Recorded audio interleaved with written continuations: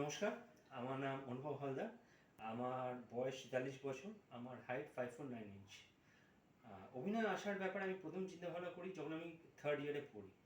তখন কিছু বাংলা সিরিয়াল হতো যেখানে কিংবদন্তি শিল্পী সৌমিত্র চট্টোপাধ্যায়, সুপ্রিয় চৌধুরীর মতো শিল্পীরা কাজ করতো। তাদের দেখে আমার প্রথম মনে হলো যে অভিনয় আমি করব, কারণ অভিনয় থেকে সহজ কাজ আর হতেই পারে না।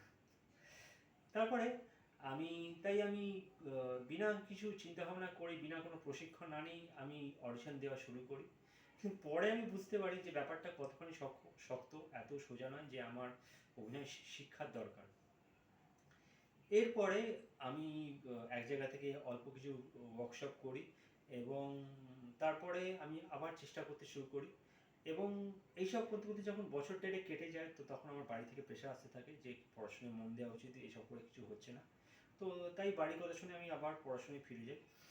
এরপরে বছর তিনেক পর আমার পড়াশোনা কমপ্লিট হওয়ার পর আমি আবার অভিনয় ফিরে আসি, কারণ ভেতর থেকে একটা কিছু হচ্ছিল যে কিছু একটা হচ্ছে যেটা আমি চাইছি, যেটা আমি পাচ্ছি না।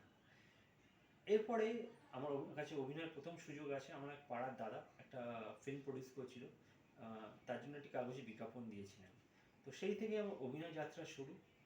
এরপরে তারপরে আমি গ্রুপ থিয়েটার জয়েন করি, এবং তারপরে সেখান থেকে আমি প্রায় বছর 10 গ্রুপ থিয়েটার করি। এবং তারপর প্রথমে ইনিশিয়ালি কতগুলো শর্ট ফিল্মে কাজ করেছিলাম, যেটার একটা নাম ছিল আব্রু আর একটা নাম অবশেষে। এবং তারপর আস্তে আস্তে আমার সামনে টিভি সিরিয়ালের সুযোগ আসতে থাকে। একে একে আমি অনেকগুলো টিভি সিরিয়ালে কাজ করি, যেমন মা শারদা, জয়ী, নেতাজি, নবাব নন্দিনী, খেলনা বাড়ি, আমার খোলা হাওয়া, ফুলকি, রামপ্রসাদ, নীলপুরের মধু প্রমুখ। এর সাথে সাথে আমি কতগুলো চলচ্চিত্র কাজ করি। ওই দাদার যে সিনেমাটায় কাজ করেছিলাম সেইটার নাম ছিল তার স্মৃতিটুকু থাক। এরপরে রিসেন্টলি আমি একটা ফ্রেঞ্চ ফিল্মে কাজ করি যেটার নাম ডিলোকালাইজেস। এছাড়া আমি বেশ কিছু শর্ট ফিল্মেও কাজ করি, আর দুটো ওয়েব সিরিজে কাজ করেছি আমি, যার মধ্যে একটা নাম আদর, যেটা খুবই শীঘ্রই ওটিটি প্ল্যাটফর্মে রিলিজ হবে। আর এর সাথে ছিঁচকে বলে আমার একটা শর্ট ওয়েব সিরিজ করেছি আমি, যেটা ইউটিউবে রিলিজ হয়েছে।